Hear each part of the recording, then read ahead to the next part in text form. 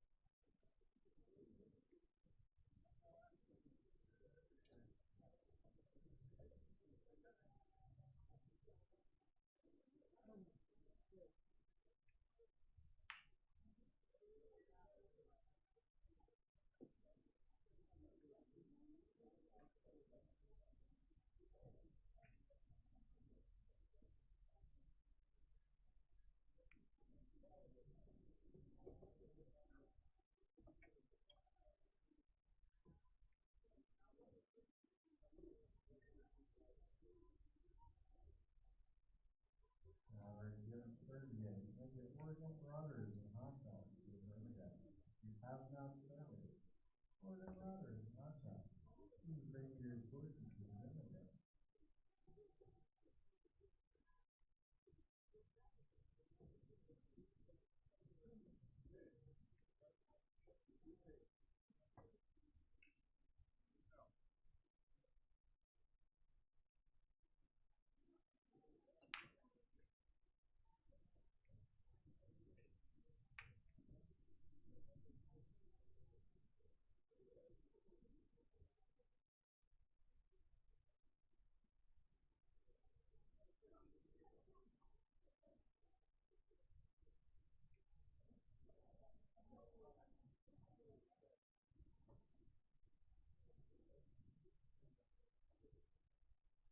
Alright, Oregon Marauders to the tournament, please. Oregon Marauders to the tournament.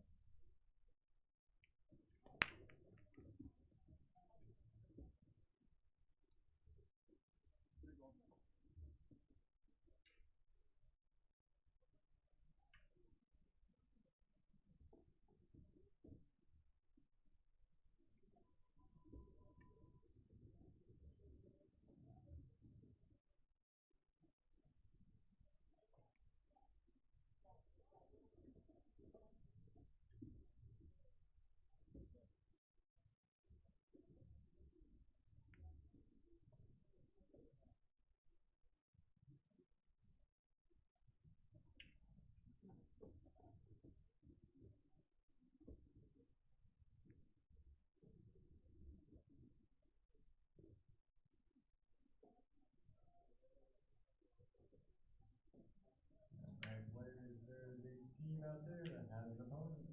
If you're waiting on a table, I have one pair of tables left for reassignment. If you're still waiting and it looks like you're gonna be while, please gather the other team up. Come to the tournament. I have one set of tables available for reassignment.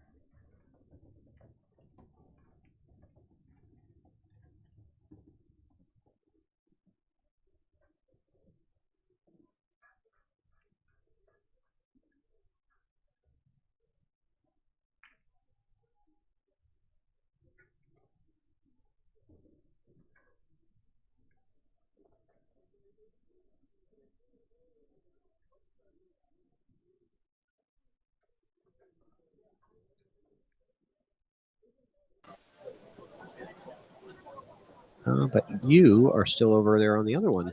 Hold on, I gotta bring you. I gotta bring you over with me. He's left me. Left you behind. Oh, there you are. My You're phone back real quick behind me.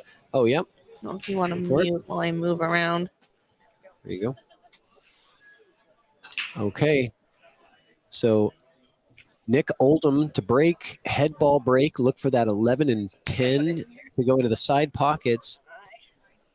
Not quite. Oh, actually, it's over by you. I think he's made something, but let's see here. 1, 2, 3, 4, 5, 6. Yeah, he has made a stripe on the break. And he's got a pretty open look at stripes. So this is very successful. Nick. And Nick, I have returned. All right. So Nick with a good break. He broke and ran the last rack. And again, he is a 659 Fargo. He had a break and run. However, he got in a little bit of trouble with his position. He had to jump to get the 8 in. So that just shows you his level, right? He's a threat. He's a threat to run out from any position, but especially a table like this. What did he take? I'm sorry. Well, he hasn't taken anything, but I was just about to say, which stripes do you think he's going to take? Definitely stripes. Probably the, Which yep. first? First, I thought the 14, but now I'm kind of looking at. I think either the 14 or the 15 is good to start with. Let's see. So if he does 15, 14, does the 10 pass the 13 to the side? I'm not sure. The 10 does pass the 13, yes. Is deceptively weird. It's kind of in a weird spot. Yeah, the 10 goes all day to the side pocket. Great. Both of the side pockets, I believe. Okay, then maybe I would choose 15, 14, 10. 10 could go here or here. No problem, without any issue. Yeah, then I think that's what I would go for. And then, of course, you have the 11, so hopefully your 13 leads well to that. Yeah, I like that. 15, 14, 10 on the side. 13, 11, 9. He's certainly taken his time with figuring out exactly. He's planning the entire pattern before he shoots the first ball. Yeah, definitely. The first ball is pretty key because if you get a little bit weird. Solids. Oh, he's taking solids. Okay. That's interesting. I would not have assumed solids in this position. He did come and look at the 2 ball from this position to see how it would play. Then the 6 must go. I couldn't really tell if it went. The 6 must go. Then. Yeah, the 6 does go. Yeah. I just didn't think that the 2 ball would go by the 4 into the side. But just don't prefer a lot of balls clumped in the middle because it's sometimes hard to get right on those. I wonder why he wouldn't have taken stripes. They looked so I think the 10 available. ball was a bit tricky. Like it was doable for his skill level, but it wasn't like the balls are leading to each other situation. Okay. But I don't know. Oh, I know this guy. So 2 on the side? He must be on a different table. He is.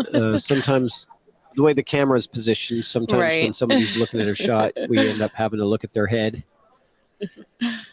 All good. You'll see someone you know.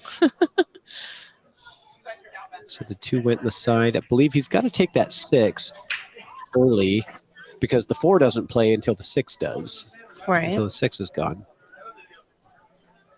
And if you guys are out there watching or listening, hit us up in the chat. Let us know you're there. Also hit that share button. Let's see if we can get a few more viewers out here. I don't think that's what he was looking for, unless he was.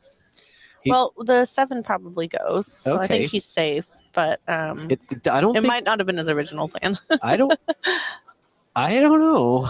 I don't think I think he wanted to draw that back. Mm. Yeah, it could have been a queuing error there to not really get into that stroke like he wanted, and he ended up being a stop shot instead of a draw shot.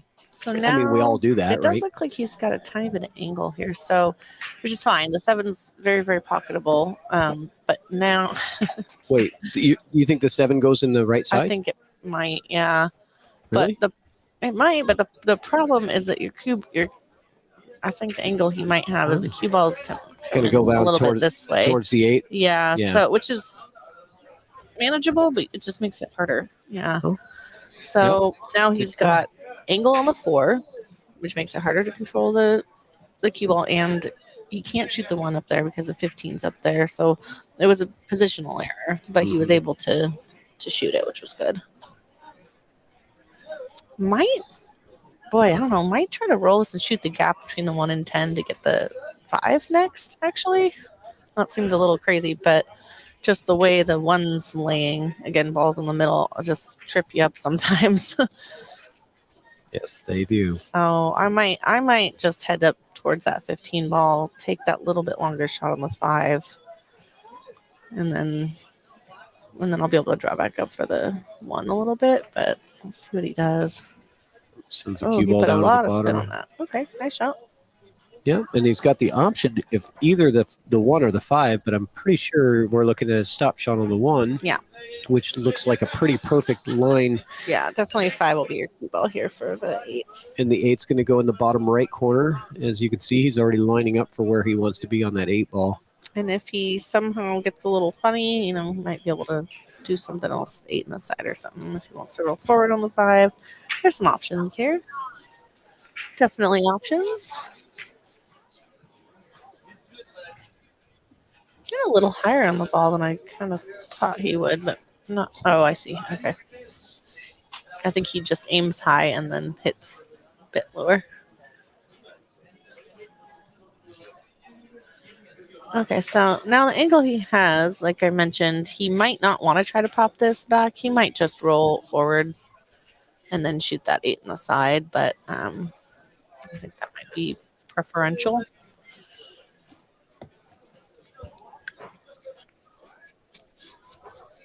We'll see what he elects to do.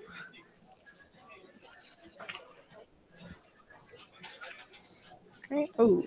I thought he was going to roll that soft for the other side. So this is the second time in a row where he's got on the break and run opportunity and then gets in a little bit of trouble. He just went like that. So he got in a little bit of trouble. He's going to get his jump cue again. That's a great shot, but that's funny. But I do think he has the corner. So that's true.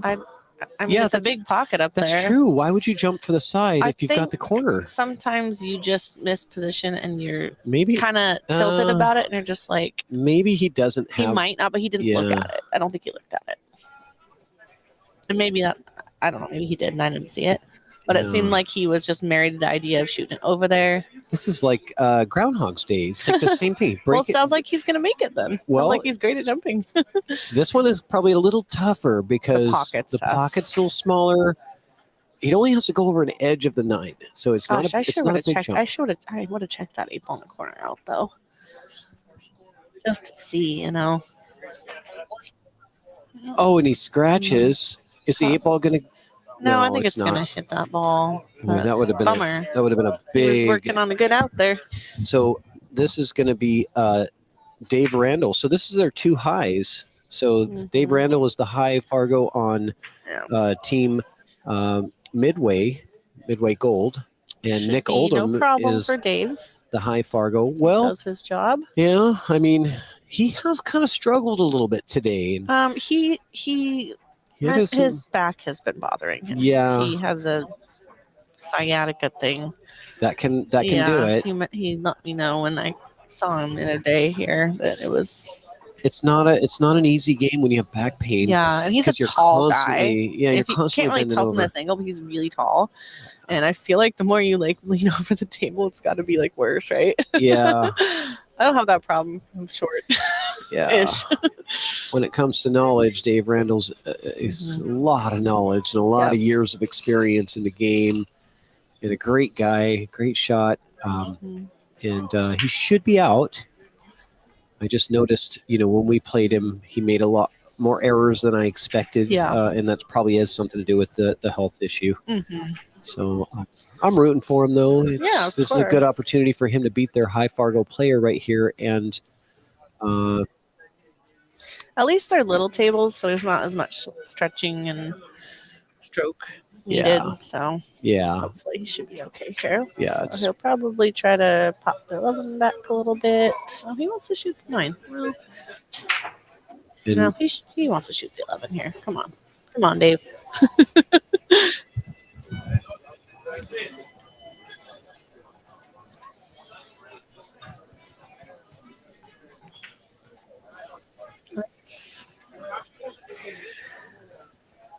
Yeah, he's got a lot of knowledge and knows how to do crazy stuff sometimes. But overall, his game, it's usually kind of, try not to do too much, and he's just really solid that way. I think that's Gordon that I see in the small window on table 5. Okay. Oh, a little spicy. Okay. But All right. this, again, should really not be a problem for him. So.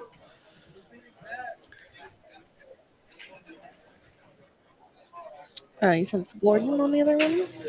Yeah, Gordon, I believe on the other table you've got Gordon is playing Tim. I Thank believe. you.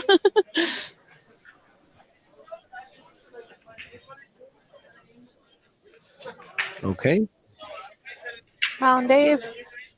Put her down. Let's get a game going here. We're on And the board. down goes the 8 ball for Dave Randall. Good job there. And we're going to have a quick commercial break. That's good. Brings it up to 3-2. Yeah. At BiggleBox.com, you're not just a customer, you're the king. Join our rewards program and watch the perks rain down on you. BiggleBox.com, where kings are made.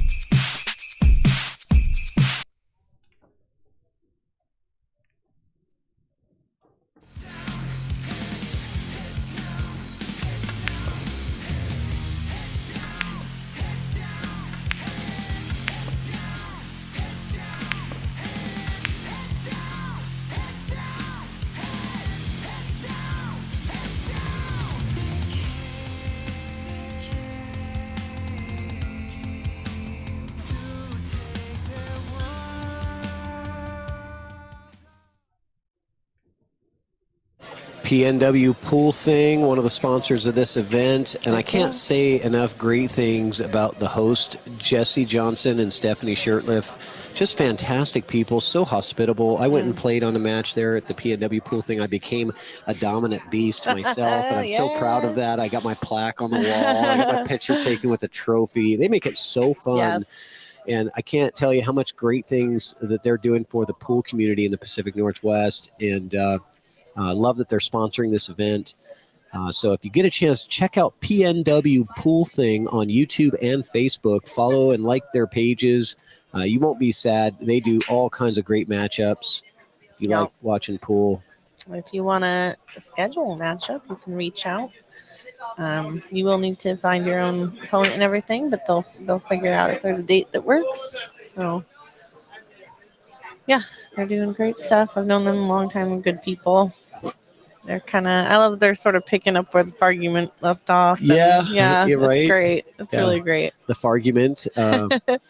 Who ran that Fargument? Dan Wolf that owns the Trough. They're also a sponsor for this event. So shout out the Trough in Portland. We got 5 diamonds in there and run tournaments and great spot. Now, why did Dan stop doing the Fargument? Just time. I think it. I don't know if it was ever intended to be long term. What happened was it came about the year that Western BCA implemented Fargo, and there were a lot of questions circling around on Facebook. How's this going to work? Is it going to be accurate? What about the men versus women? And a little group of us kind of were thinking the same thing and thought, well, why don't we host some matchups and see, So we started he started hosting people and just seeing like where they landed with their Fargos, if it was accurate, and it was just a way for us to kind of test Fargo at the time. So, and it was at his own home, so it's sort of that's at those people's discretion if they want to keep having it in their own home, So Yeah. yeah, It's a lot. But yeah, no, I think it did its so job. It got people interested. I think we've got an issue with the score sheet, and I was wondering on the other table if we had the right players. I think they had some players. So I see Ray on table 5 in that small window. He's got the score sheet in his hand. He's raising his cue for a ref. I think what happened is they mixed up the match. Did it mix up the players or just skip a match? I don't know. We had this happen to us too. We accidentally skipped. But we're gonna find out. I'm gonna go over there and just get the. I'm gonna get the 411 for you. And let's do it. You just do fill in. I'm gonna hang tight. I got you. You do fill in and keep people entertained. I hope there's a few people watching. If you are and you got your sound on and you want to say hi, please do. Let us know where you're tuning in from, or if you're here at the event and you're just trying to watch more pool while you wait for your match. It looks like they're going to probably pause play on this table. So this actually happened in a match that we just played. We'd skipped a matchup. So it was the correct players, but it was like 2 or 3 games down. And we had to wait for the other ones to finish, and we couldn't count that win until the other ones had been completed. So say we had won with that game, we wouldn't have technically won yet. So there's some rules out there surrounding it. I'm not the best person to ask about it, but they're definitely going to get a ref and sort it out here. Patrick went to go find out what the dealio is. We'll get it sorted. Okay, so they're just going to scratch that rack because that was both racks. Okay, because they probably swapped the people. Yeah, I think that they had the wrong opponents on each table. So now we're good. Okay, so it's this one. That's what I was wondering because I took a picture of the score sheet and I was wondering. I was like, this is supposed to be Tim Bullis and Toby Dittrich on this table. And then the other table 5 in the small window, is Ray Pistoresi versus Gordon Frazier. Okay, so now we've got it right. No harm done. At least they figured it out before the rack's finished, right? Because it's always worse after somebody wins a rack and then you go, oh, it didn't count. That's what I was just telling everybody. We had a similar situation. It wasn't the opponents were correct, but we had skipped around. So the match still counted, but we couldn't count it in our overall score until we reached that point in the match. So that was sort of an interesting little rule. Yes. Always double check. And, your captain is the one that's supposed to be keeping track of things, but sometimes your captain is involved in a game and he's not, so you always have to look for yourself and make sure that the person that you're supposed to be matching up with is the person that you're playing. Good idea to make sure of that. I always kind of get in the habit. When I am breaking, at least I go up and I make eye contact and say, Jimmy or whatever. Yeah. Wave, have a good match. Yeah. You've been in enough of these tournaments and seen enough disagreements to know how to deal with it. Yeah. Yeah, I think I've been coming out here since 2016. Oof, this is tough.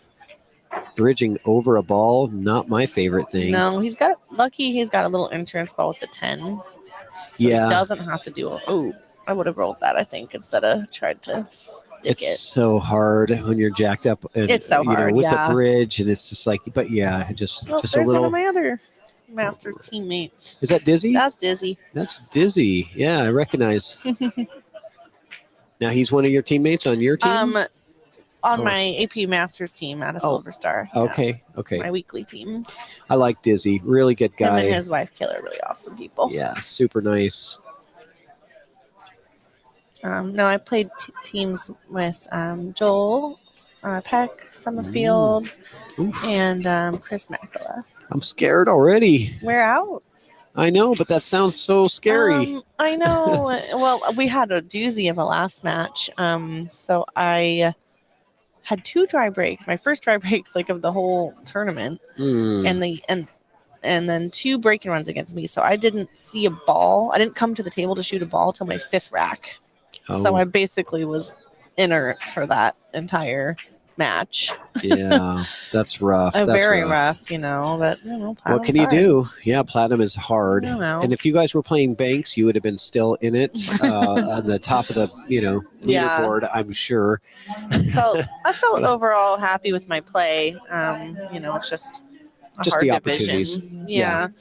Opportunities after the break. That's had what you want. Yeah. Really fun shots on Raw's stream, but it wasn't an Evo one, so I don't get to use the hashtag. Oh, you don't get to use the Evo highlights. No. Well, that's okay. You still have the video How about replay. hashtag wish it was Evo highlights?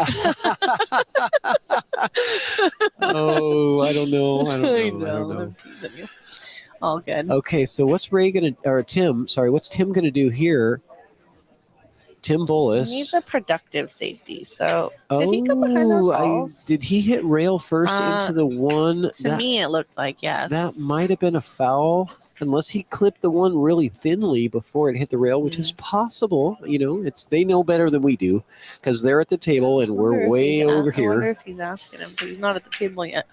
We're way over here. To me, I thought I went behind it, but if you guys saw something else, let us know. I'm gonna, I got the YouTube up here. Let's I'm gonna cheat. It's a replay. Let's see. Duke. I wonder if he went and asked him. Here we go. Watch it. Definitely, it was a no rail. Yeah, foul. That was a foul. So we watched it back on YouTube, and it was definitely a foul. But it's only a foul if it's recognized, right? And if people don't know because they just didn't see it or they weren't watching, then it's not a foul. You got to pay attention. You do have to keep your eye on it. Yeah, that cue ball definitely did not hit the one. It hit the rail and then the one, and nothing touched a rail after contact. Yeah. So, of course, I believe the rule is the call goes to the shooter, though. So if you ask them and they think that they did, then that can be tough too. But, I think it's more just that it was probably more that they just didn't see it. It's like, yeah, I don't even know if he asked him. I think he just went to the table. Okie doke. So he's shooting stripes here. Let's see. Okay, he's trying to nudge the 3 away from the 8 so that he'll have a shot on the 8 later. I think he was hoping to have that 11 as his insurance, but I think he might have got stuck on the 8 a little bit here. So I want to ask you a question, Nicole. Oh boy, here it comes. No, that's always like I hate when serious, people right? say, So, "Can I ask you a question?" So I want to ask you a question. What's It's the like I don't know about that. All right, never mind. No, I'm only no. Now I've teasing built you. it up. So No, like, you're fine. I was just making a joke. Come at me. So I learned the other day that the refs are not allowed to watch the video replay. They're not allowed to make. That was definitely a foul. That one was easy to see. That was an easy one. And ball in hand to Tim to get started here. Oh, I have a question about what you just mentioned. Is that like after the fact if they weren't called over to officiate it? Yes. Oh, that kind of makes sense. Correct. But even if they're there watching if they're watching it, they can't. They're not recording it on their phone. They're not using any kind of technology. And even though we have the stream, and they could easily just pull it right up on YouTube and watch it in slow motion if they wanted to really get the correct call, they're not allowed to use video replay to make a call. And I learned that the other day, and I thought, what do you think about that? Do you think that they should be able to? And here's the thing to consider: is it fair if you're on one of the 65 other tables that aren't streamed? Yeah, I think there's an equity issue there. I think I don't know, this might be a hot take, but I think if you start, If you open that Pandora's yeah, box. I think you're kind of opening it up to the ref. The ref is now like this fallible thing, and there could be much more arguments, which is right now it's the ref's call is a ref call.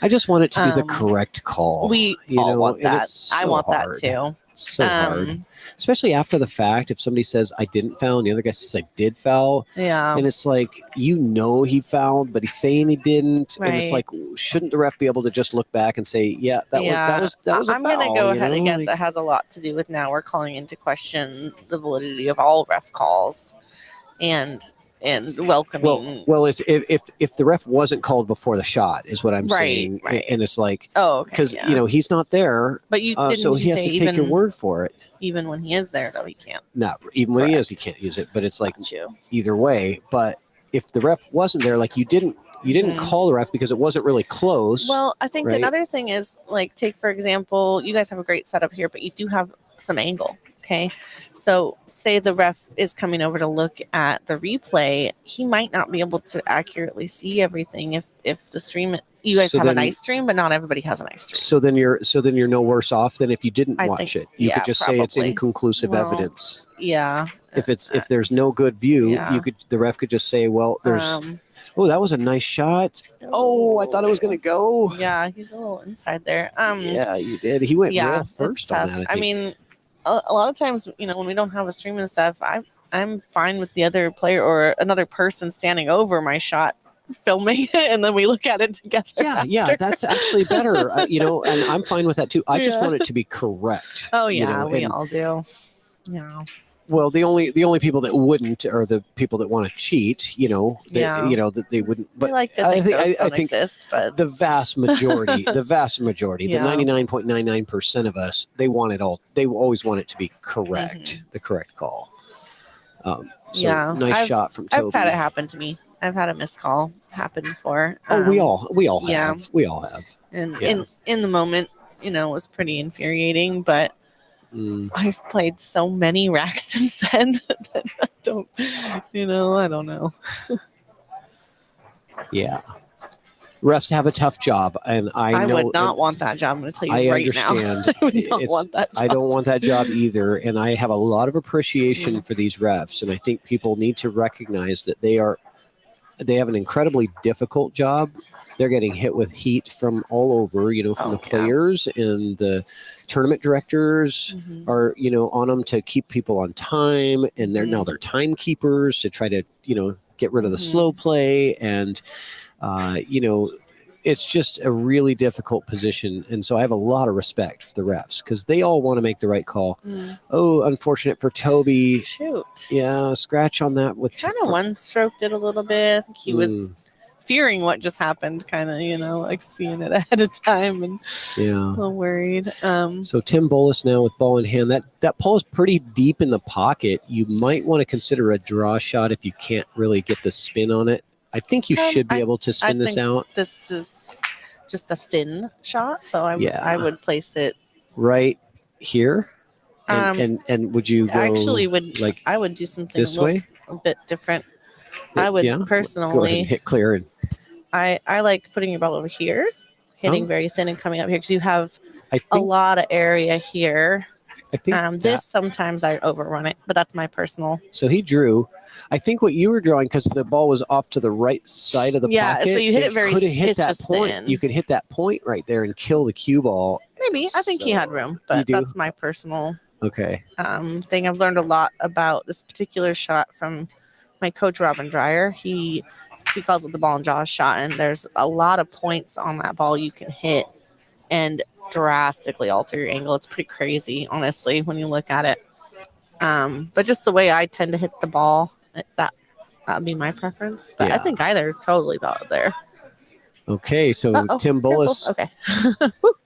Tim Bolus racks up that win, and I think I'm also like playing on 9, but I like the up and down tracks a lot. I'm used to them, so that could just be my personal preference as well. All right. I'm going to play a quick commercial for the Roadhouse. Let's do it. Roadhouse.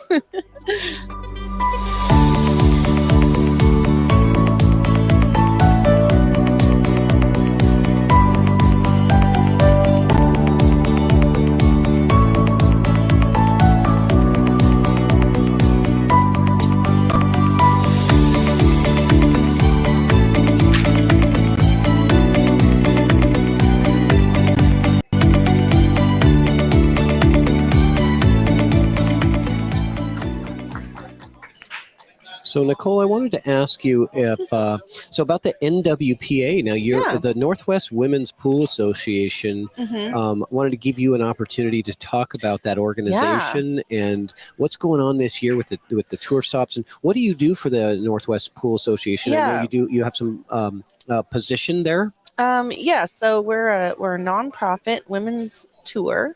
I'm a board member currently, and I handle mostly media for it, but we all do chip in with what needs to be done at every stop. Yeah. So basically, the idea is it's a kind of a stepping stone tour if you're looking to improve your game, and historically, it's sort of been like between amateur and like WPBA. So we play even races for standings points. It's like a mini version of WPBA, sort of. And we have 7 tour stops over the Northwest. We go to Washington, Oregon, and Idaho. And we have 7 stops this year, so we're pretty excited about that. Open to any woman who wants to play. You can try out 2 stops without being a member. Our first stop is going to be at Babalu Billiards this year, which is 9-foot tables. I think we're, one of the only things in the area that tries our best to use 9 foots. So we're really stoked to have them kick off our season this year. They're getting like food carts for us, like a beer and wine cart. They're really wonderful people. If you are in Southern Oregon, you got to check it out. It's huge. Babalu Billiards in Roseburg, Oregon, and that's April 26th and 27th. And then the other tour stops, you have May 31st through June 1st at Silver Star Saloon in Vancouver, Washington. Also has EvoSports there. Yes. So we'll get to watch a lot of that action, as well as we'll get to watch on Hill. Tyrell Datweiler. Is he still doing the live stream? Yep. Our official stream partner is Hill. Love it. Travels with us to every stop. Fantastic. And then you've also got Phil's Bar and Grill in Salem. Also has a couple of EvoSports tables in there, so that'll be good. And then the Pocket in Boise. We're hoping to get in there, actually, before July. Well, let me know if you want me to bring any materials down. Well, I'm traveling down there in April. Okay. Fantastic venue if you haven't been there. I have not. Oh, it's wonderful. Honestly, I'm embarrassed to admit I haven't even been to Idaho other than I hadn't flying either, through. actually. I've never driven through. I've flown into Boise and out or whatever, but never really been there. And so I really want to check out the Pocket in Boise. I want to check out the Firehouse in Nampa. I heard that's a pretty cool place. And then you also have another Pocket in Twin Falls, Idaho. About an hour and a half, 2 hours drive from Boise. That's where I'm actually going to be playing in a tournament. So I'm going to be road trip for you. Doing a little, I'm road dogging with Trevor, Trevor Second Deck, and we're going to be going out there and making some stops and hopefully doing some Evo stuff. It'll be fun. Wonderful venue. They really support the players there, and pros come through there too. So last time we were there, actually, it was kind of wild. We just happened to have a tour stop, and Roddy Morris and Tony Chowan were there. And Tony Chowan went and commentated in one of our matches, and Catherine Robertson broken around and goes, "Oh, these girls can play." It's pretty funny. I love watching you guys play 9-ball on 9-footers. It's so much fun to watch you guys play. I think it's just we had to kind of roll with the times. The tour has been around actually for this will be the 21st year, I think, 21st year. And was typically only ever on 9 foots, 9-ball on 9 foots. But you know how it goes. There's not so many venues. So our solution was to start doing 10-ball on the 7 foots, and it's done actually wonders for participation. People, I think, are more willing to come try it out on a little bit smaller table, but it's still a challenging enough game to make the best players still win. So so that'll be the Pocket, and then we'll hit Players Sports Bar in Kennewick, Ox Billiards on the 9-foot Ressons, and then we'll finish up the tour season at Scratch Billiards, to be a new venue for us this year. And the whole thing's brought to you by Lit Lights as our official tour sponsor. So if you're a lady in the Northwest, find NWPA on Facebook or playnwpa.com. Fantastic. Yeah. And I really love fun time too. Just great time. I've always enjoyed watching.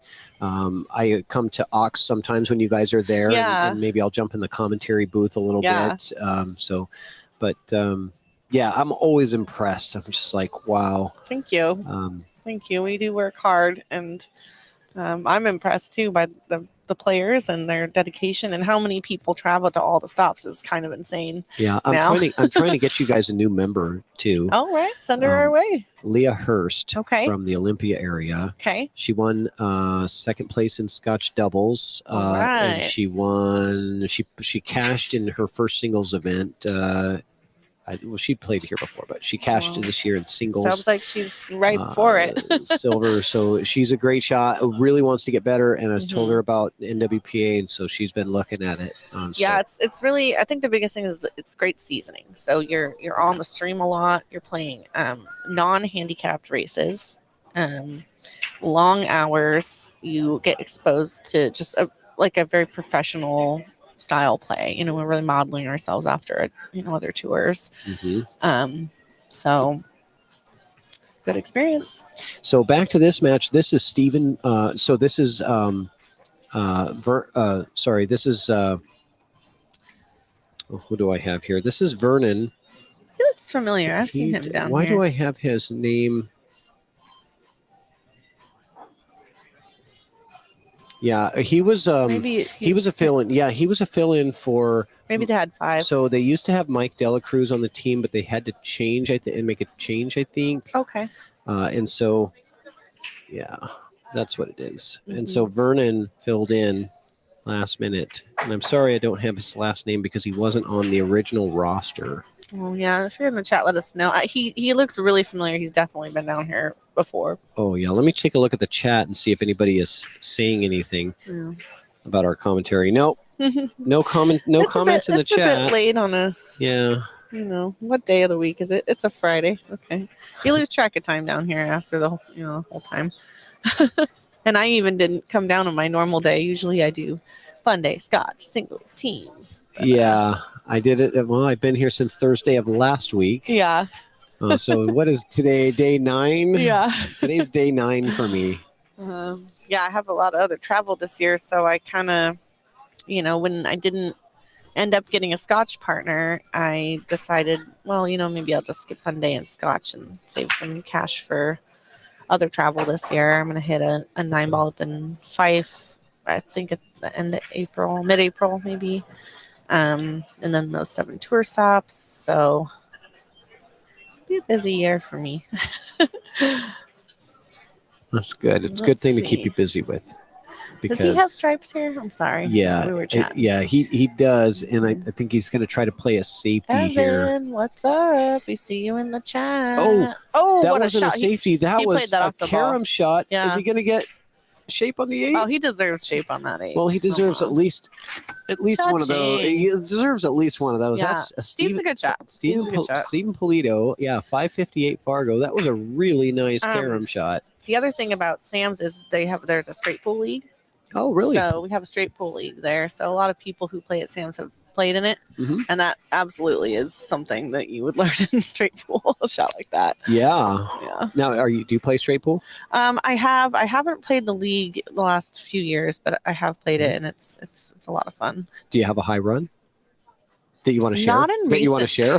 not in recent years. I don't know. I don't remember. It's probably like 10. Oh, he almost made that 8 ball. That would have been so crazy because he had to punch that 4 out of the way too. I don't think. Yeah, I wish he would have made that because he really deserved to break that up for that great shot. That would have been a really a great backup, back-to-back, highlight reel shots for Steven. I haven't played the straight pool league since I was probably like Fargo 400 or something. So I'd like to get back to it, but it does take time. Yeah. It's really hard to play on a diamond table. I feel like straight pool is really more meant for the, the Brunswick style tables, maybe the bigger 5-inch pockets or 4 3/4-inch pockets or whatever. Well, we have a shimmed table at Sam's that most people like to play it on. Actually, I think Ernesto did it when he was there for that qualifier Crease and Steve put on. So that's like the choice table at Sam's. Usually people want to play on it. Okay. It's a little bit smaller pockets. Little It's smaller for one pockets, yeah. pocket. Yeah. Yeah. I prefer smaller pockets for one pocket, but bigger pockets for straight pool That makes because sense. I think that's probably common. Okay, I'm So I try to practice. wondering what his plan is here. He's got some angle.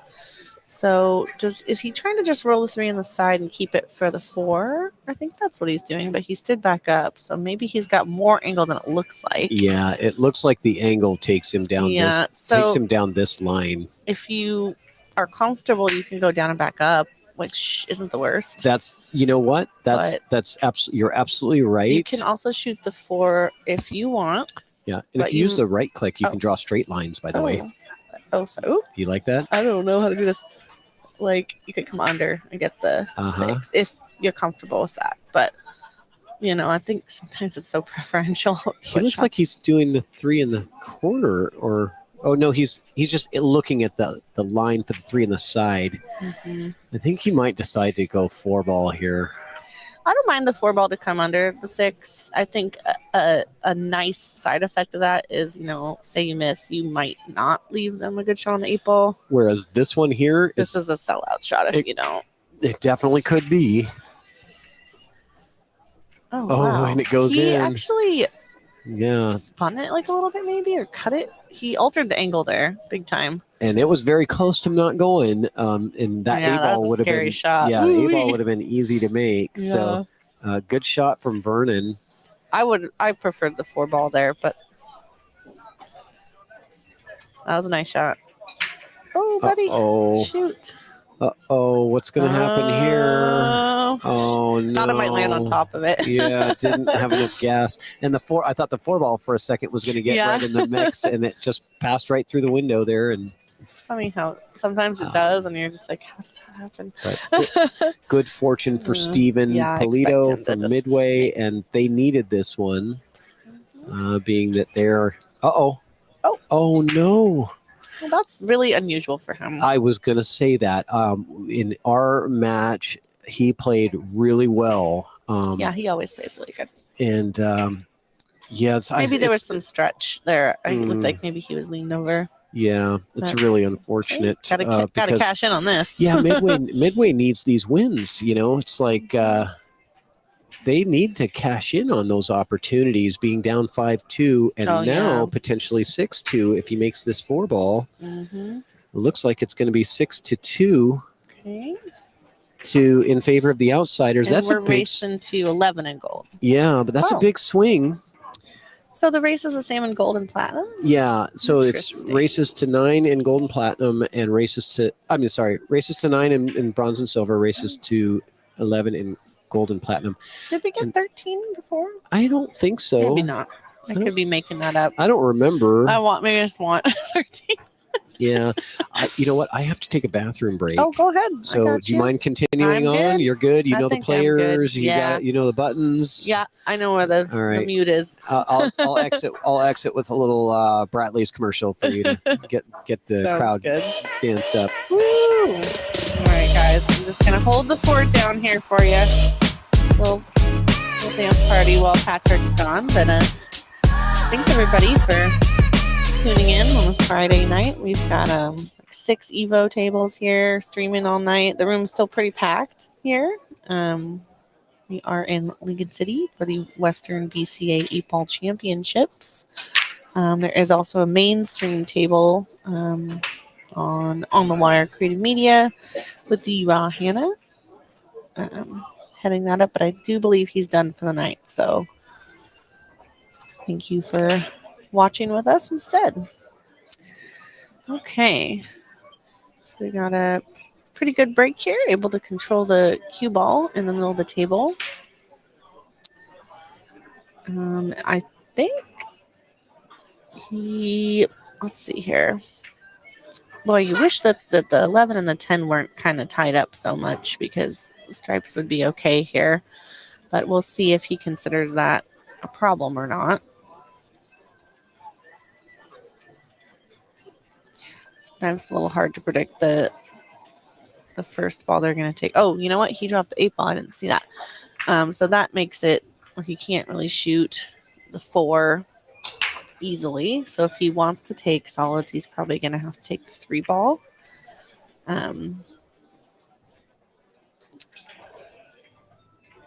Well, he's got 2 options. He could take the 3 ball and kind of nudge into the 6 there and then worry about the 5 later. Oh, that might be what he's doing here.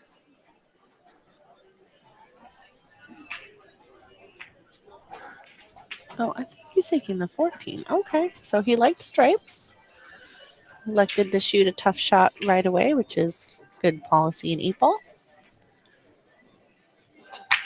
So still open. And we've got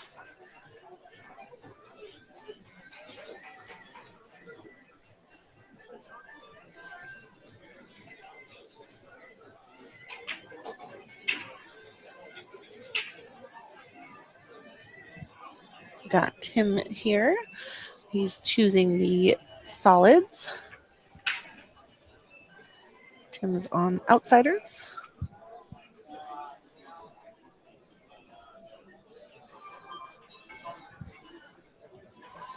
Okay, so we'll see if he tries to use a little low ball to slide back into this and fix the 5. He did, but he actually got a bit more stroke on it than he wanted, so drew up into those balls. If he has the 4 now, you can bet he's going to shoot that, but I don't know if he has it unless he's playing it off of the 15 carom shot.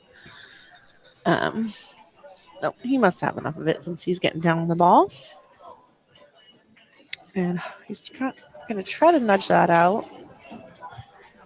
He wanted to hit that a little bit harder. So as you can see, he got a little bit trapped in there. He's fortunate to have the 1 ball as a backup. Now you have to do a little something. So we'll see if he goes. I'm going to wait till he's out of the way, I guess. But we'll see if he tries to go forward out of this corner or if he tries to draw back a little bit. Oh, he's going to try to shoot the 5. Oh, okay. I didn't know he had that. Maybe a little outside spin to help it go. Yeah. Well, that's a nice idea. Yeah, and I think he's still got the. I think he's got the 1. The 1, yeah. Yeah. Should go. Just a rolling ball here should get you on the 6. Just got to bear down. Now I see. So what happened? So he's playing Gordon Frazier, and this is Tim Bullis that's playing right now. He's playing against Gordon Frazier. Oh, nice shot from Tim. Oh, he's very lucky he ran into that ball at the speed he hit that. Yes, he is. Well, if the cue ball went over here, he still would have been okay, but this is better. I was envisioning a bit more of a roll on that shot. This is really nice because it brings the cue ball down this line and back up for the 3. It's just speed. Yeah. Just focus on the right speed, and you're going to be fine. You don't want to overrun this 3 ball. Oh, he's got spin on it. Okay. A little bit came out good again. Yeah, a little bit of love from the 10 ball, but he's a little bit out of line here. A little. This I think is nippable if you want. Do you say the nip draw? Yeah, that's the way I learned it. You said nippable. Yeah, I mentioned that to Justin. And I said, "Have you ever heard of a nip draw?" And he goes, "No." He goes, "I don't know what that is." It's a really soft draw with a little bit of inside, sort of mitigate the angle. Try to shorten the angle a little bit. Yeah, but he didn't. He came into the other ball. I think that was a great option. He got to hit the ball more. Yeah, great shot there from Tim. And at this time in the tournament, at least I noticed this, the balls are getting a little dirty. And so if really slow, like shots like that. Grippy. Yeah, if you have like a slow inside shot like that, sometimes it goes a little funny. Gets skid or something, so... Yeah, the darn Masters chalk. Yeah, but I don't know. I think it's nicer if you can hit the ball usually. So Tim with a very nice out. Good job, Tim Bullis for the outsiders. Racking up another one. They're putting the hurt. Yeah, they really are. It's piling on now. And Dave Randall over there on table 5 is trying to stop the bleeding from Midway. Well, if anyone's gonna do it, it'll be Dave. I'm just looking in the little window here in the left side of your screen. That's Dave Randall. Oh, and he's given up ball in hand. Oh shoot! He had to kick. My commentator cursed him. He had to kick at the 8 ball, and he just kicked it a little short.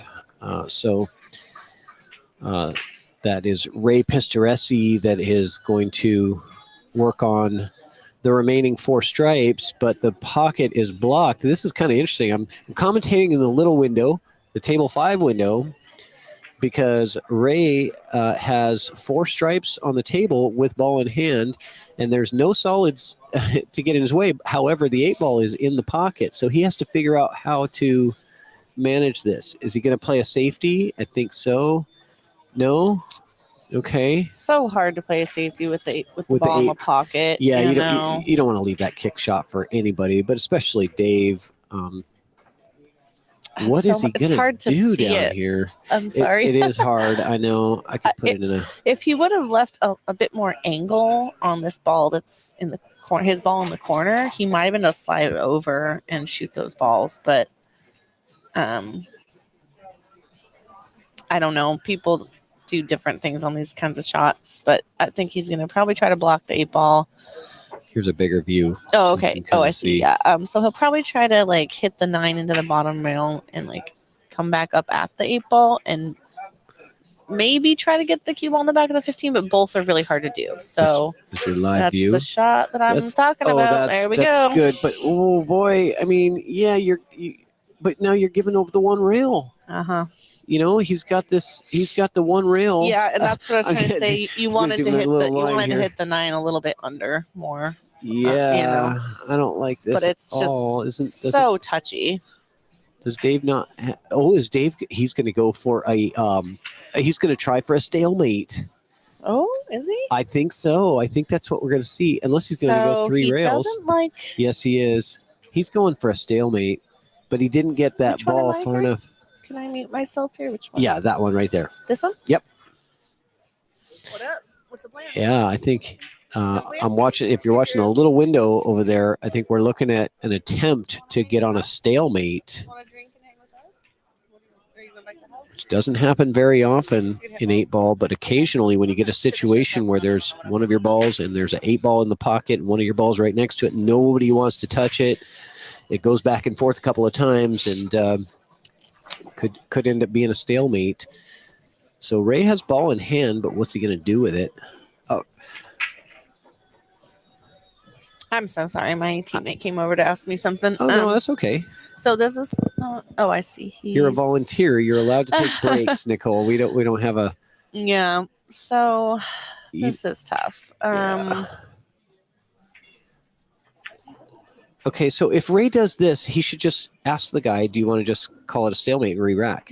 Because if he accidentally pockets the 8, it's over. If he doesn't right here. Okay, so interesting shot. I'm not sure it helps him though. Yeah. Now he's got even more another ball over there. Yeah, and what I think Dave is going to do over there is I think he's just going to pick up the cue ball and hand it to him. Yeah, and eventually he's going to move it, and then eventually he's going to pocket his extra ball. Dave loves stuff like this. Yeah, this is so Dave's actually trying to put his ball closer to the 8, which is risky because the 8 could go in, but it's not even going to come close. But you don't have to worry about hitting a rail or anything because you're already fouling. So that's something I think people forget when they're pushing balls together. They overhit things because they're trying to, And if you're already fouling. If the viewers aren't familiar with 8-ball rules, if there is no progression of the balls after 3 consecutive shots from each player, it is an automatic stalemate. Mm-hmm. So here Dave is coming up. They're calling it a stalemate, and they're going to re-rack. The same player that broke was going to break again. It's not quite yet, though. They haven't done 3 full turns. No, they did, though. They just called it. So I think Dave came up and said, "You just want to call it a stalemate." I was watching your other big screen. Yeah. Sorry. Oh, yeah. I was watching up here in the live. So they called it a stalemate. Yeah. Which is, neither player wanted that. It wasn't really an advantage for either one of them. Well, as soon as Ray had put that 9 ball there, I kind of knew. Dave consciously was like, I kind of knew "That's Dave bad was just for gonna. me, Dave was gonna so." say, "Yeah, it's bad for me. Mhm. It's not even worth attempting." And he broke. Dave broke. Mm-hmm. Oh yeah, Yes. that's a no-brainer. Right. Exactly. Yeah. And he knows, okay, I got the advantage. I've got the break. He's crafty. Let's just start over and do this again. Don't let him say he's senile or anything on you. He knows what he's doing. I know he's crafty. I knew it right away. I knew exactly what was going on right away. I was like, he's looking for a stalemate. Very smart. Yeah, Very I've smart. been He's there. trying to get his team. I've been in that position a few wins. times myself, and I think I would have done the same thing if I was in Dave's Yeah. shoes. Okay, so let's go back to this main table here that we're Yeah. on, and we've got Vernon. Yeah, right? we've got Vernon at the table. Well, what is he shooting here? Shoot, I'm not sure. I don't know because I haven't been Well, it paying looks like attention. he has ball in hand, so we'll know very shortly. Could be an open table after the break. I don't know. No. Like I said, I have not even been watching it all. Let me get rid of this. Mhm. What do you guys think in the chat? Anybody out there been involved in a stalemate situation in 8-ball? It's pretty rare. It doesn't happen too often, but It's pretty rare. I gotta say, I feel like I've seen it more in APA for whatever reason. Don't know why. Really? I don't know. I feel like hey, Evan, maybe people coach their players to the safeties more, and I don't know. Maybe there's higher ranked people that know one pocket moves or something in BC. I'm not sure. I just feel like the only time I have seen it, I've seen it twice, and it was both times it was APA. And well, I've seen it 3 times now. So one up for BCA. oh, okay, interesting. Mhm. Now, I've probably had in my 25 years of pool playing experience, I've probably had maybe 5 games that ended in Yeah. a stalemate. One was against Chad Bisconner. Mhm. He's a wily veteran of the strategy play. And we ended up in one of those similar situations where nobody wanted to mess with it, where the 8-ball was in the pocket and another ball was right next to it. He must have been solids already because I feel like I really would have chose stripes there without this mess of solids. Yeah. So maybe he was already solids. Yeah, I think you're He right. didn't get the angle that I would want in order to deal with these. Let's see if he. Oh, he missed the 4. I see. Still on the table. He might have tried to do something with it since he didn't have the right angle. Hey, Evan Olson, what's going on? Thanks for joining. Evan says, I think that the higher rated that's players my can figure out how take, to too. get out of them a little more often. That's true. Yeah, that's what I was saying too. When to actually force the stalemate and when to actually get out of the stalemate. Yeah. It definitely favors the more experienced Most people player. are not patient. Why you gotta call me out like that? Yeah. I'm not a very patient player, but it's something I am working on. Uh-oh. Oh, Okay, watch we're it. good. All right.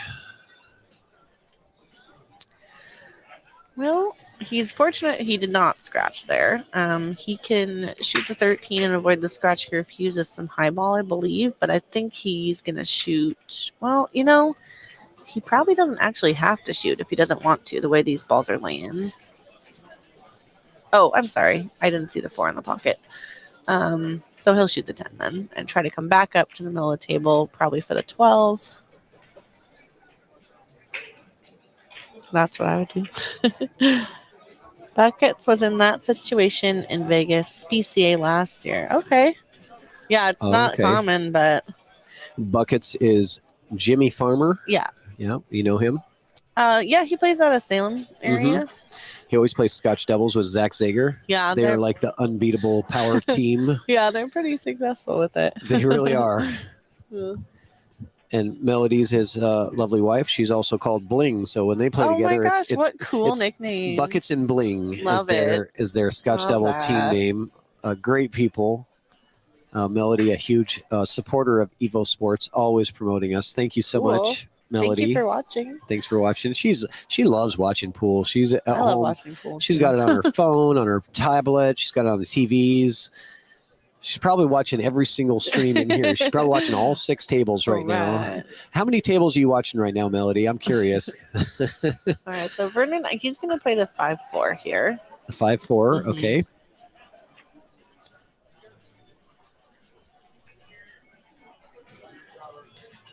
That still doesn't help with the 3-6 scenario.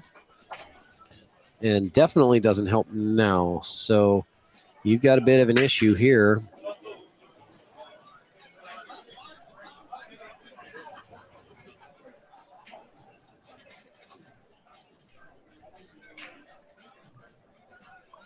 A little bit of an issue. I wonder if he can manufacture an angle. This is not wired to go to the pocket. So this 3-6 kind of goes.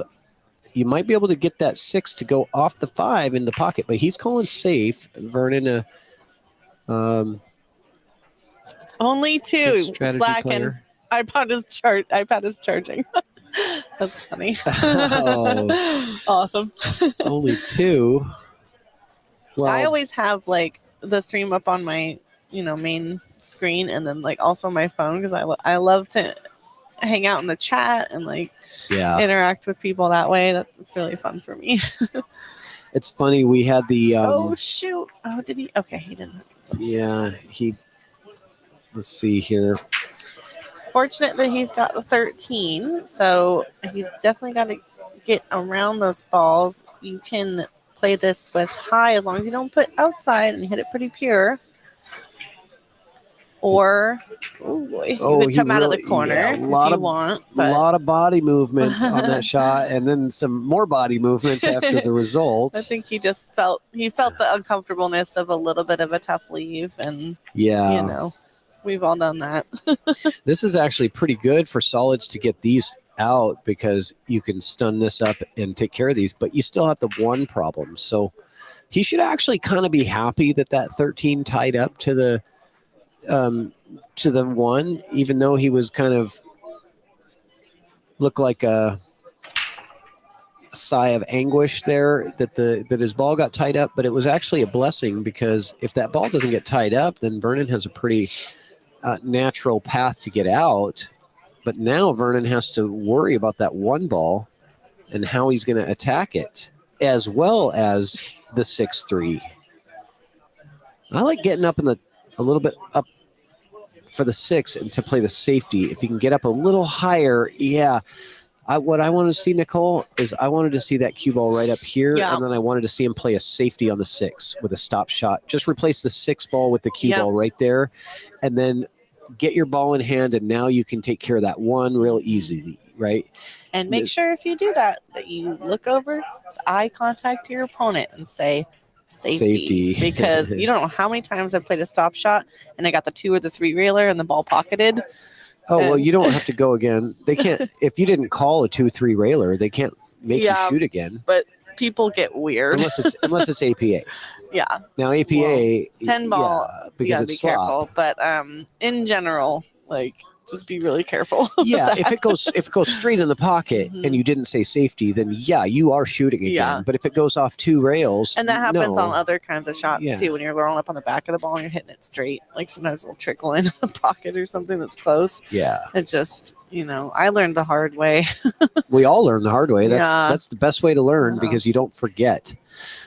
Oh, this is a good shot. I like this idea. Yeah, this is very simple. Speed. Yeah, very simple.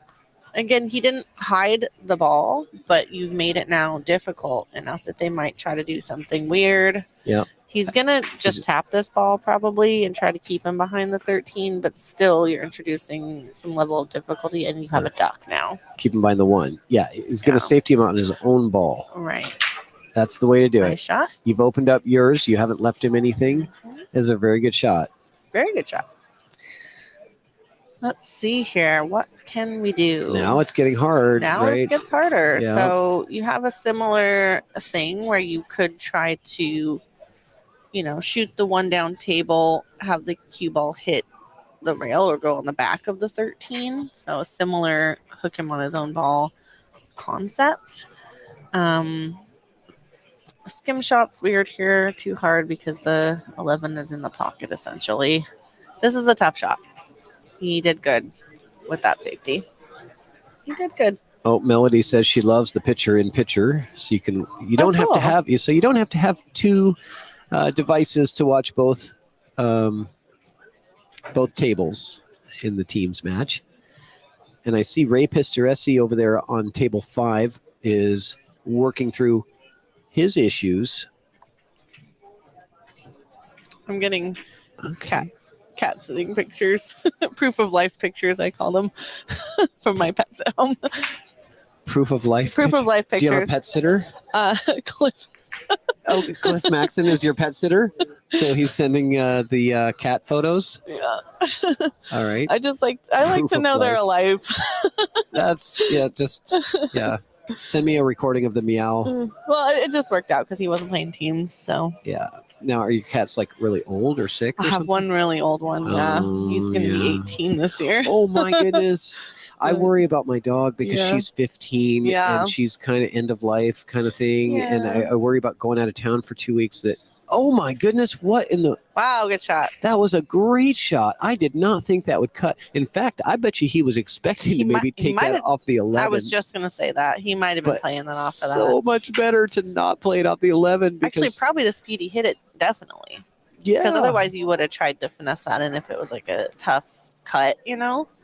So, Yeah. All right. Hey, so what a shot. Toby brings off He's a big probably one. just gonna roll us in and take the 8 up in that and upper Toby... corner. Ooh, careful. Oh, he likes that one. Okay. that Toby works. with Midway Gold needs this win badly. Being down 7-2, he really needs this 8 ball. Okay, now don't go forward too much here. Yeah. Miss that pocket. Just a little center to low. Do you hear? Center, actually. Yeah. there And we down go. it goes. Boom. And he needed Okay. that badly. That was a good out That from was. Toby. That was a Smart. really tough situation to be in. And meanwhile, I'm looking over at table 5, and it looks like Midway is also up at the table on that one.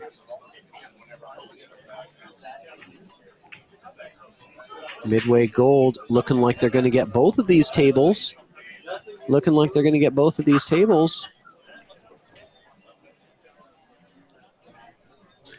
That's, I believe Dave Randall is the one that's on table 5 right now trying to close out that rack.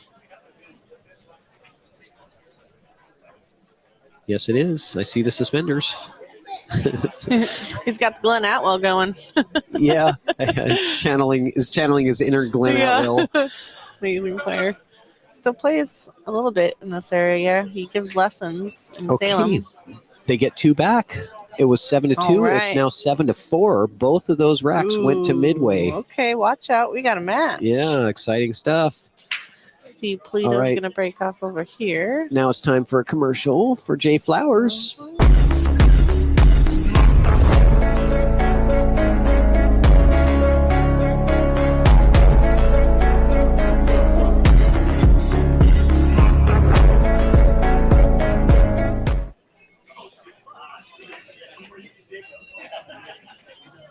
Check them out. jflowerscues.com. Some great equipment, great company. Make sure you support the sponsors that sponsor this event because it's them that make a lot of this streaming and all of this possible for you guys to be able to watch this stuff. Because the Western BCA would not have 8 streamed tables if it wasn't for sponsors covering some of these costs and actually covering probably more than the cost and putting money into the prize pools for the players to have added money. So make sure to support those sponsors that you see on your screen. Savage Billiards, Diamond Billiard Products, Joe's Glass, Roadhouse. Got so many sponsors. Littman Lights, of course. Yeah, there's banners Oh, all no. up in this room. Yeah. Oh, shoot. Wait, that was It's really Steve, great right? to see. Oh, dang it. Just when they were rolling. Okay. Yeah, they well, were this just brings getting going. Nick and to the table. Nick is coming up. And Nick, for the outsiders, he is their ace, a 659 with ball in hand. We've seen the damage that he can do. Already started off the set with a break and run right off the bat.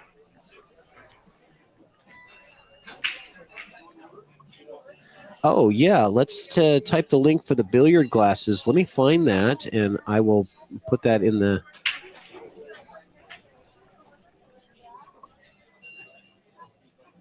Let me see if this is the right one. Make sure. Nope.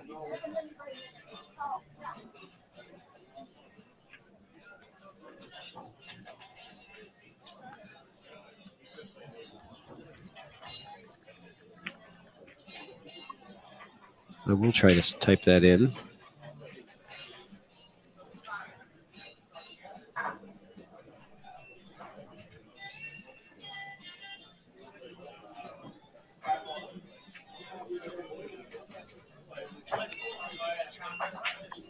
I don't have the link. I'm going to have to play the video again just to see it for the shot. I will give you another Bratley's video commercial so you guys can get that website, and then I will post it. But it's Bratleys.com, but I can never spell his last name right. Jake Bratley is the proprietor, owner of Bratley's Billiard Glasses. We'll give you that right now. Brattellies.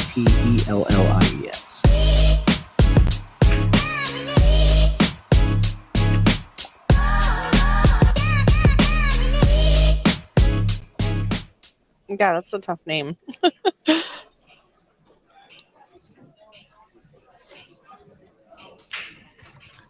Oh, it's 1 T, 2 L's. I am a terrible speller.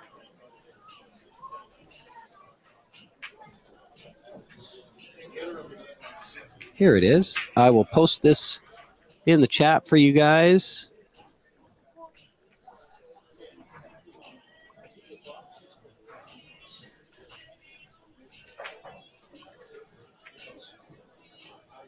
Okay, sorry. Some logistics were happening. Oh, no problem.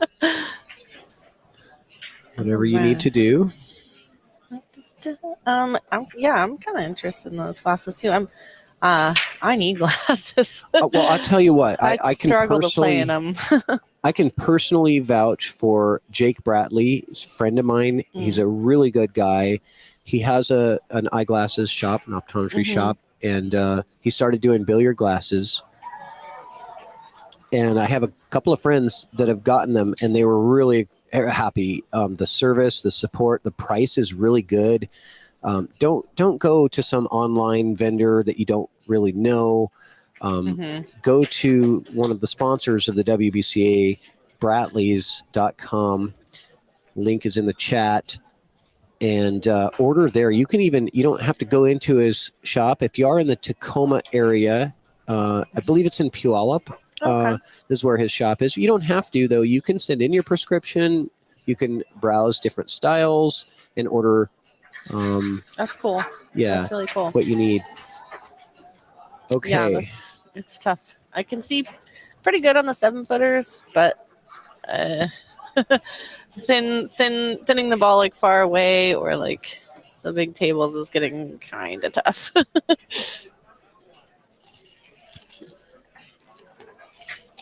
Okay. So Nick Oldham. Gotta manage your combo here, so you want to make sure that 9 ball doesn't end up somewhere weird stuck to that 3 ball. Yeah, he's hitting it really soft so that it doesn't move. You want it to just really stop right there if you can. So you saw how soft he hit that. All right, so let's see the angle here. He's going to probably try to come down. Yeah, he's looking on that side. Yeah, he could just draw it straight down to this area. Yeah, I'm gonna stun it down there. I think so. I think he could just manufacture an angle because it's so close to the pocket. You can hit it so many different angles. Yeah. Well, and you could also you could just hit it. I think you can. I it's got don't know about the angle here, but you might be able to thin it. And he has a slight angle to where he can. Right here. This is gonna go here. So it's just be careful coming off of this 3. Yeah. Good. All right. Beautiful shot. That's a wonderful shot. Beautiful shot. Yeah. Yeah, sometimes you clip that 3 and then all of a sudden you're out in the middle of the table, obscured by the 6. It's like, you gotta hit that clean draw. Nice shot.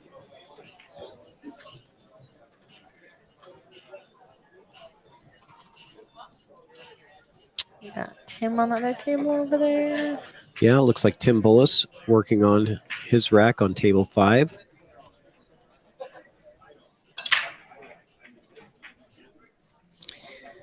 I'm surprised he's going highball on this 8 ball. I would not have chosen Very that, good. but that's maybe preference. And that's going to put the outsiders at 8.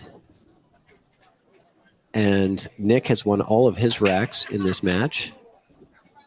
Not a surprise, being that he's almost a 670 Fargo, so that's or a 660 Fargo.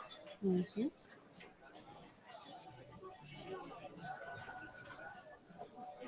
All right, looks like they're figuring out the roster. We'll commentate, I guess, table 5, or play another commercial, I guess, while we're waiting. We got to take care of those sponsors. And we did J Flowers. Let's go Roadhouse. Roadhouse in Eugene, Oregon. Yep. Have you been there yet? I have, actually. I'm getting hungry looking at the menu. Yeah, came back up from a Southern Oregon camping trip and stopped and checked it out. Really nice place.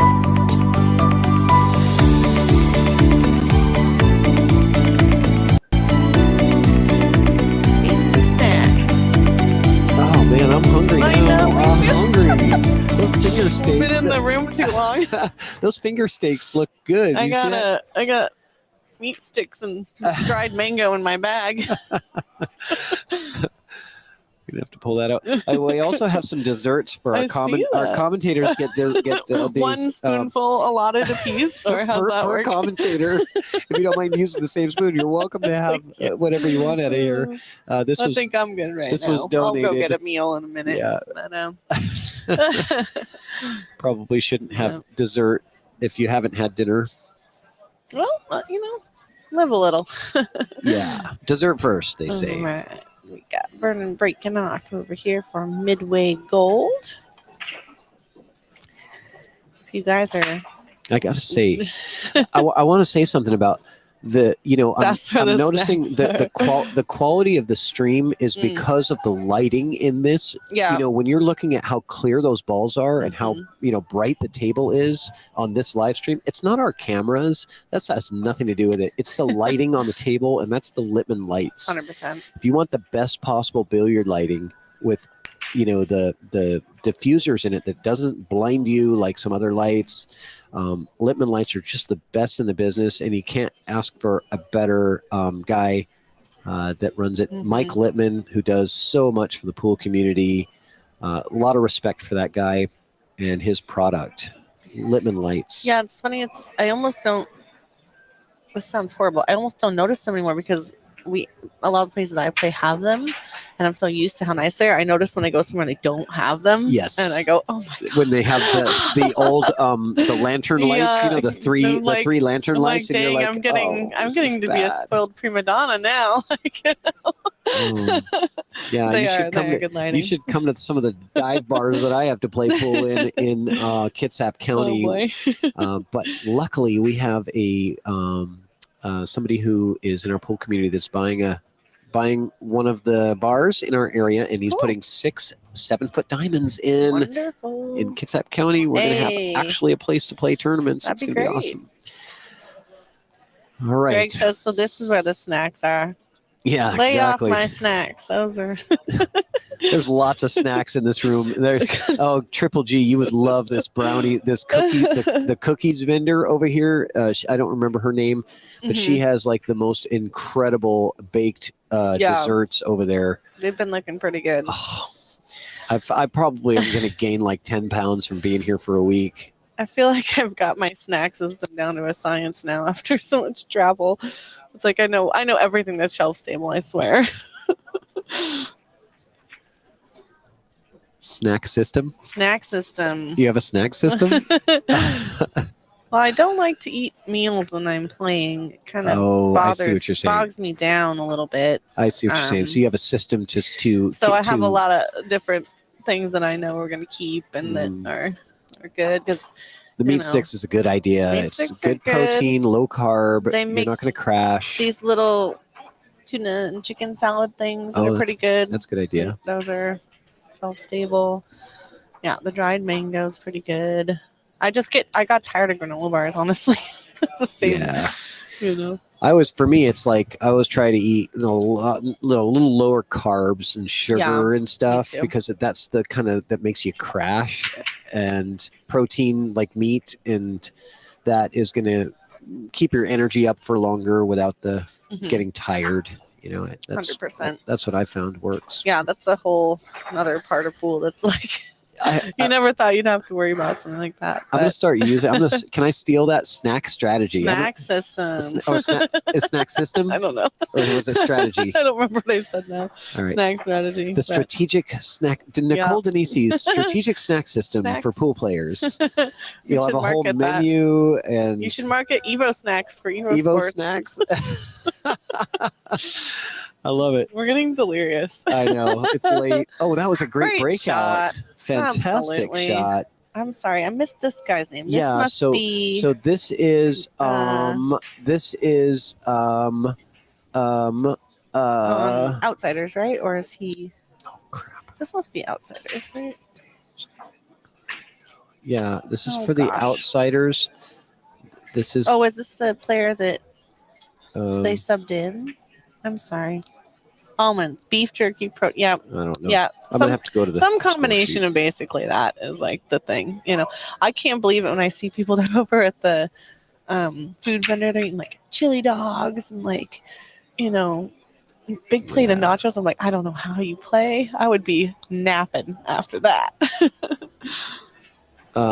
This is Anyway. that was Gordon, Oh, I this is believe. Gordon. I'm sorry. I'm so sorry. this is Vernon. Cashews. Yep. Yeah, this is Vernon, and the other guy is Gordon. Mhm. Okay, Well- so this is the two. I think the two lower players Okay. from the two teams. I'm not sure what Vernon's is because he wasn't on the original roster. He was subbed in, but he has to be lower than their low. So when you sub somebody in, I believe, unless you're over the cap or something Oh, like okay. that. So All right. Well, he's not the um, top dog. That's all we know. Okay, got it. yeah, the top players from both teams is going to be Nick Oldham for the Outsiders, who's a 659, and then of course Dave Randall, who's a 607 for the Midway Gold. Those are your top. He the used to be like high-rated players. 620 or something, Dave, too. It's a little higher, so he knows how to shoot. He definitely does. Never, that's a hot tip. Never have the crab buffet before a 9 p.m. match. Recipe for disaster. Oh God, isn't there a place that has a pool tournament with all you can eat tacos? I think so. That just kind of started up. I saw I think that. it's Epic in Portland. I'm not sure. I haven't been out there yet, but I see the flyer. It's like all you can eat tacos and 8-ball tournament, and I'm like, okay, I want to know. What I want to know is what's the record for number of tacos eaten and still winning the tournament. oh, the high run of tacos. The you high mean? run of tacos, but you still the taco still- high run, but still winning the tournament. right? Like you only get on the high run board if you win the tournament. I won the tournament with Maybe 12 it's like beer pong. tacos. After a good shot, you have to like eat a couple tacos or something. You know.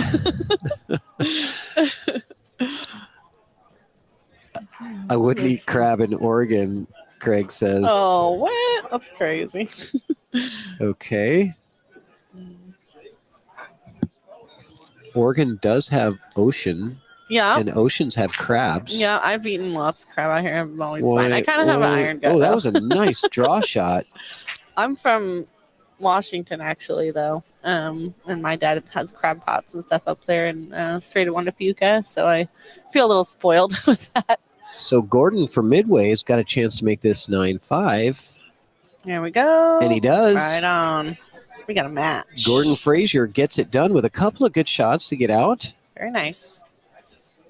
And at a 380, that last shot was pretty good. Yeah. The shot before the 8 where he drew it back and he got really perfect. I thought that was That's Gordon, you said? yeah, I think See how robust he is. Let's check it out. Gordon Frazier, yeah. Not familiar with Fargo rates. Sometimes if you have a low robustness, you can maybe have a little bit of high end Yeah, there's a little more play leeway. there. Yeah, he's only got 241 games in, so Okay. he's above the 200 mark, which gives him a valid Fargo rate. But I think sometimes there's a little play in Yeah. there when you don't have a high robustness. Yeah, Um, I will say though, it may be too little, too late for Midway because I think that lead has gotten a little bit out. I'm not saying it's over, Right? but you've got Nick, who hasn't lost a rack, he's going to have 2-3 more possibly, right? If it goes hill, racks, and they only need 2 wins. Very true. So just him alone, I'd say. Mhm. And he's breaking.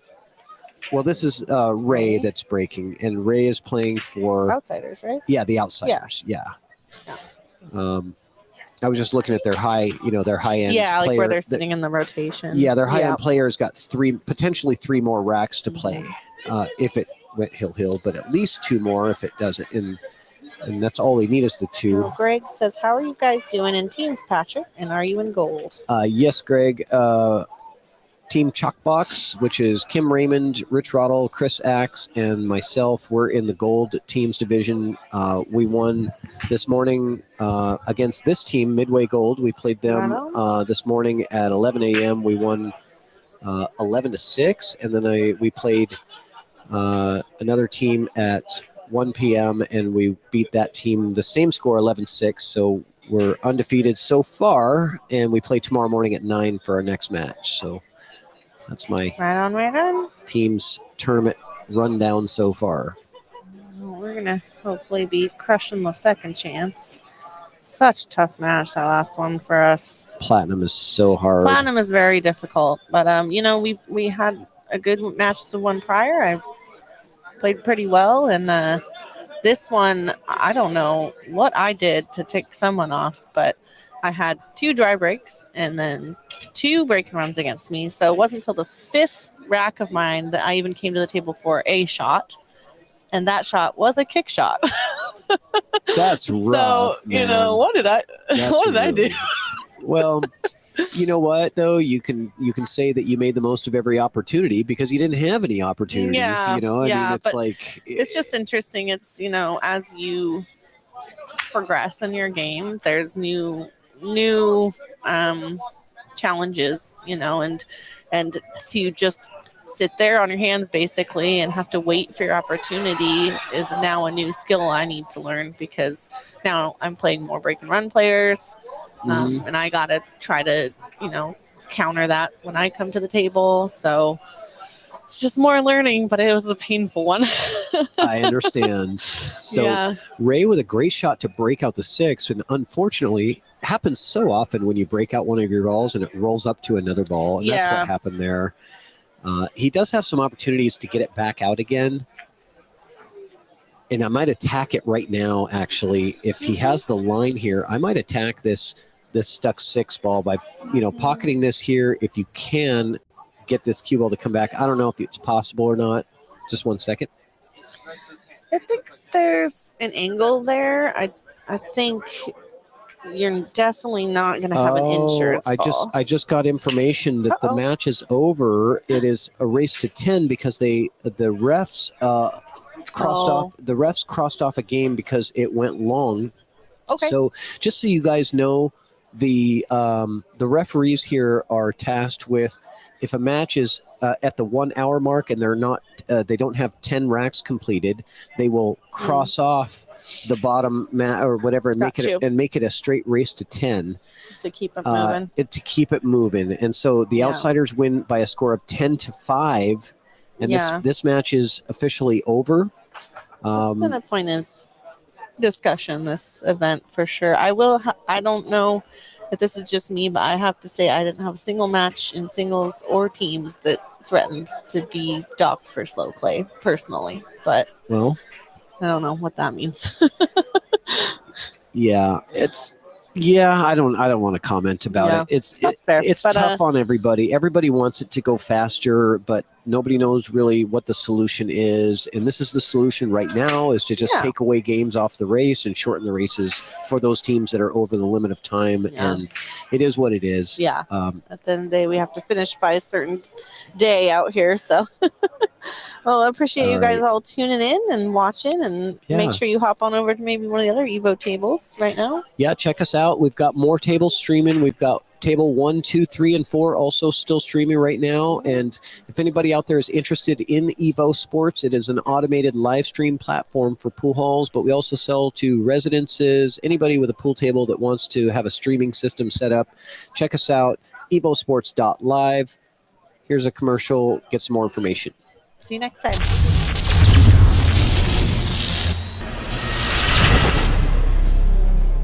Introducing EvoSports, the future of live streaming. It's now easier than ever to stream and share your action. We use the best equipment for high-quality HD image. Invite a commentator from anywhere in the world. EvoSports is the evolution in billiards entertainment. Live streaming has never been easier. Simply enter your name, add your race length, and start your stream. Join us on YouTube at EvoSports Streaming or at evosports.live.